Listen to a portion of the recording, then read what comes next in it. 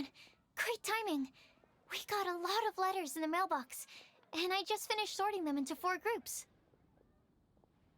Nice work! Well, the real work hasn't even started yet. Which batch of letters should we read through first?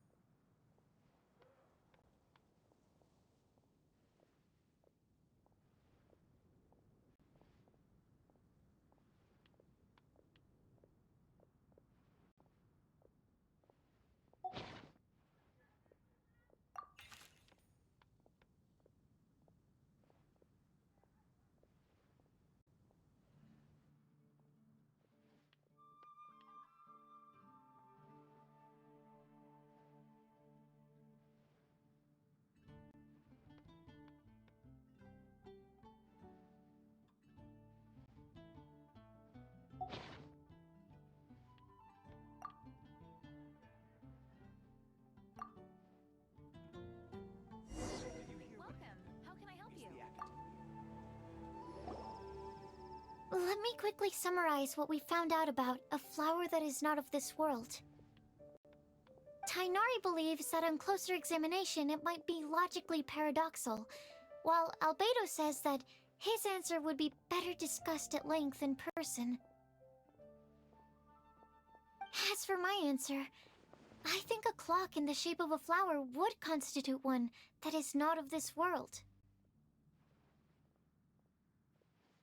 Here's what we've gathered regarding a guide who will never get lost. Mona said that she'd like to join us in uncovering the secret behind the prophecy, while Bennett suggests Fischl, Mona, or the Traveler as potential candidates. Mika didn't submit much, but he did draw a vegetation map for Master Tainari and wrote up a dragon spotting calendar for Sino. Amber also wrote in. She said that she sees herself as nobody's guide, but everybody's friend. As for one who would never lie, Rosaria removed herself from consideration, but both Razor and Sino are willing to support us in our search. Timaeus seems to have forgotten to write to us. And finally, this is what we've gathered on a legend that never ends. Klee said that her mom has a number of friends who like to write storybooks. Lisa believes that legends live forever in people's hearts. I think that for a legend to be never-ending, it has to be filled with hopes and dreams and actively passed from one person to the next. So, what are the answers to the 4 riddles then? You're really smart, Paimon.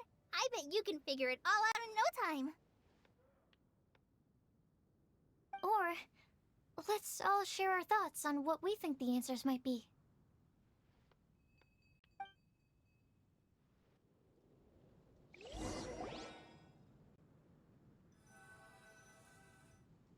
Wait! Wait for me! Oh, Timaeus! What brings you here? I'm sorry, I really am. The time just got away from me and I didn't get around to writing that letter. However, I'm happy to announce that I think I can be the one who would never lie. Huh? This is kinda sudden. Not that we don't trust you, Timaeus, but, could you elaborate a little after you catch your breath? Of course, of course. Do you still remember the time I, collaborated with a certain Miss Ying-ar?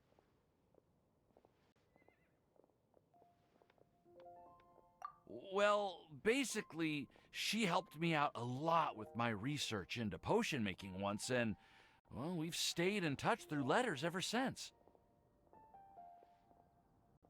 Wait, so Ying-ar is the girl from Lila that Sucrose mentioned earlier? We always assumed you were hard at work every time we saw you at the crafting bench. So you've just been writing letters to Ying-ar the whole time? No, I mean, not all the time. I've done some work too.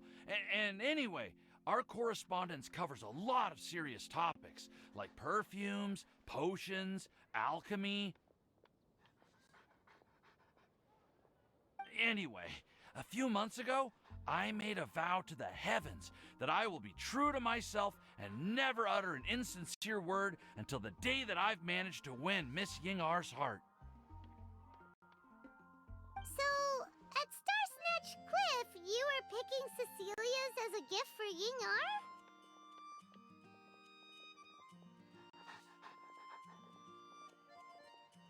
Well, that's right. The Cecilia flower is said to represent a once wayward heart, transformed by the power of love. I couldn't think of a better flower to give than that. I know full well that Miss Ying-ar is far more knowledgeable than I in both the ways of the world and the ways of our craft, but I thought I should make the effort for once and put myself out there. Which brings me to the subject of the last few days and the Windbloom Festival. I thought it was time for me to invite Miss Ying-ar to Mondstadt.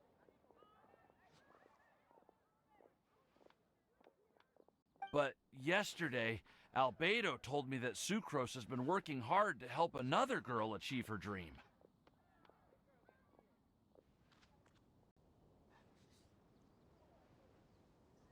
Huh?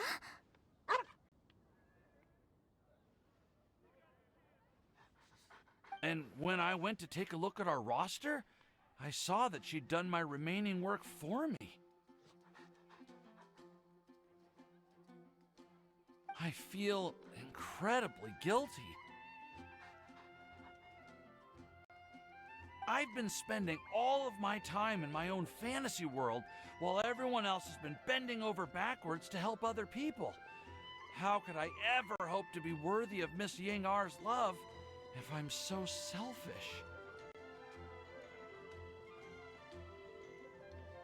Oh, Timaeus. And that's why I've decided to join you.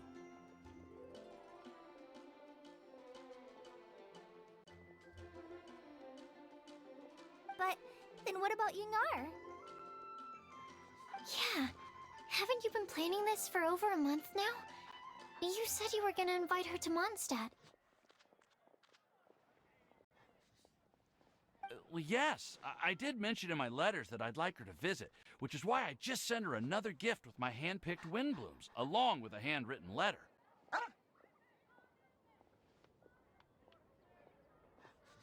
I explained that a matter of great importance has presented itself, to which I must devote my full attention for the time being. As soon as it's resolved, I'll make haste to Liyue to pick her up in person. I made sure to package the gift and letter with the greatest care. All I can do now is hope that she'll understand.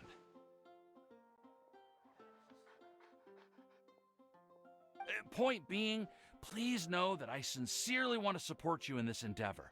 Plus, I think I'm an honest person. As far as I recall, I don't think I've told a single lie in my life.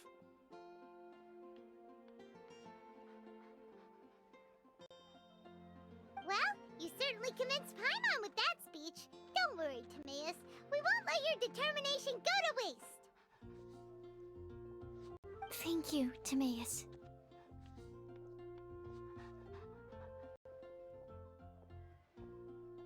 Ah, thank you, everyone.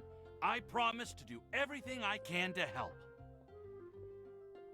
Okay, so it looks like we found our one who would never lie. Great!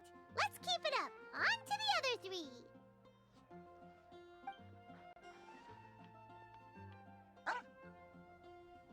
Okay, Paimon will do the honors. Ahem.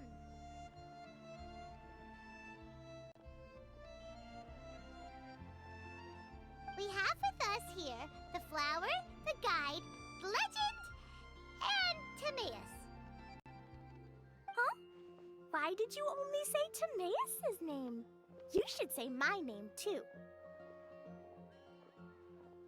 All right. We also have Klee. That's me! With Klee here, this all somehow feels like we're getting ready for a field trip.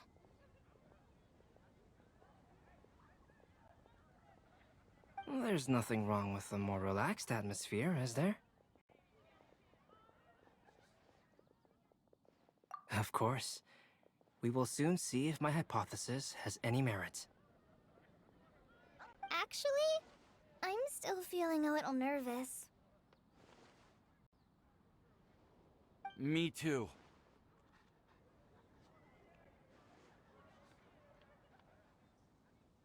But weren't you all fired up just a moment ago? Yeah, you're right. Okay, let's do this.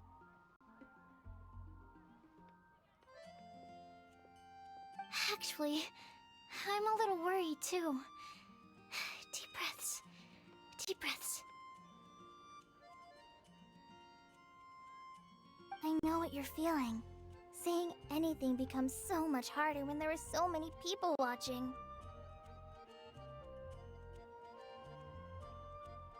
Well, does anyone know the exact location of where we're headed, or should I do a reading on my scry glass?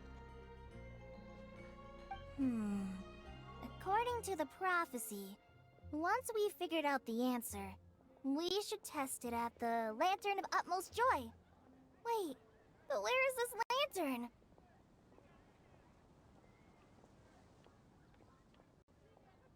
Oh, we know something about that.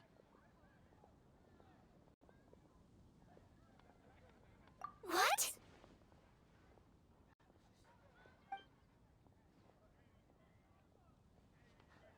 Wow, that's amazing. You really know how to do everything under the sun. Then we'll let you lead the way. This is it! We're off to find the sacred location of the Lantern